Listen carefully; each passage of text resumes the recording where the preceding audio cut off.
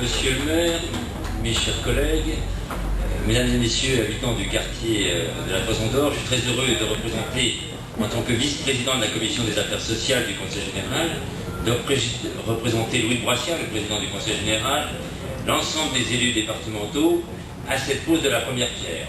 Parce qu'effectivement, c'est un heureux événement, c'est une naissance d'une nouvelle structure en direction de la petite enfance.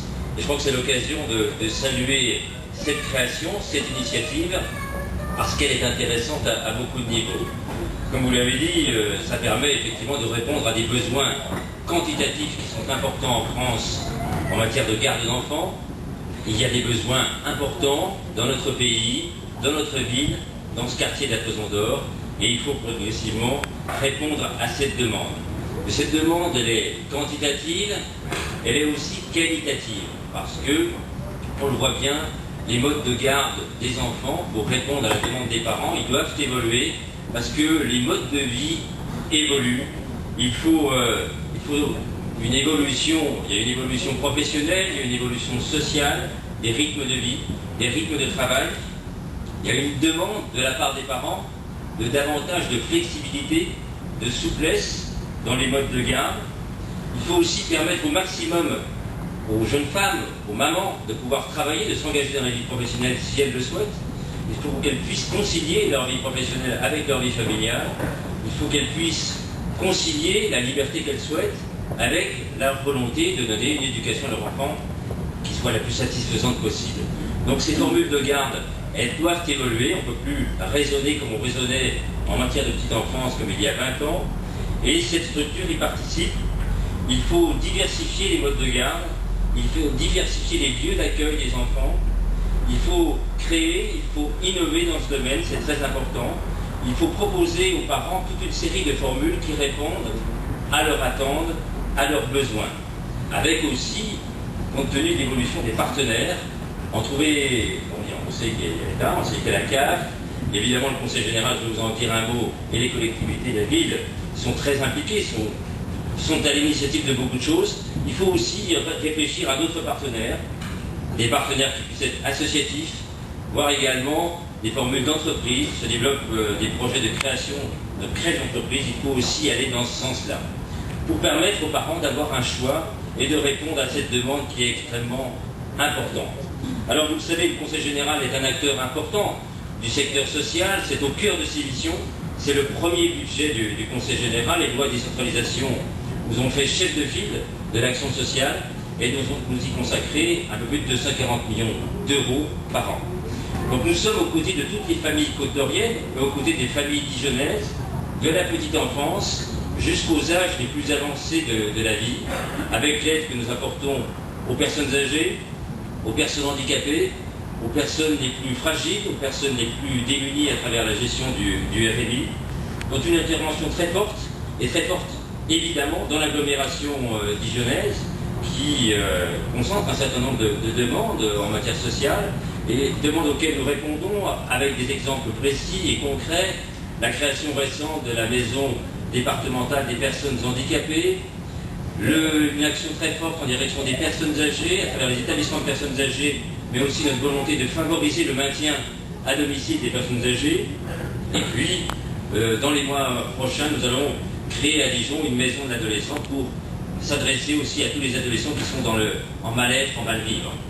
Donc toute une série d'opérations dans lesquelles la petite enfance, évidemment, joue un rôle premier.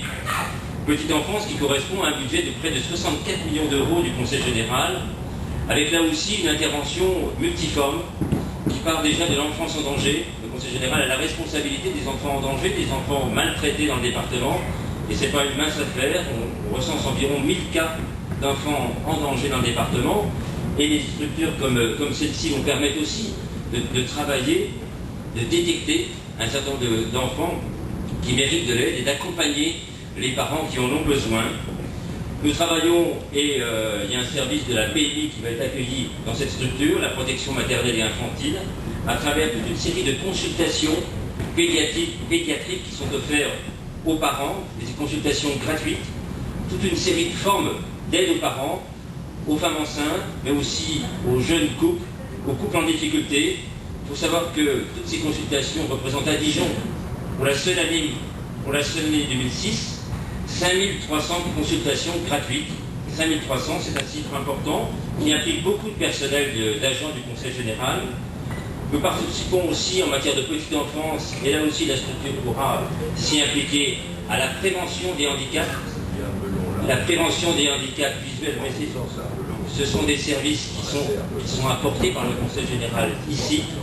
Ces préventions des handicaps visuels, ce sont les agents qui vont travailler ici toute la journée, ils sont financés par le Conseil général, donc il faut aussi dire les services qu'ils ont apportés aux habitants du département et de la ville de Dijon et des habitants du quartier.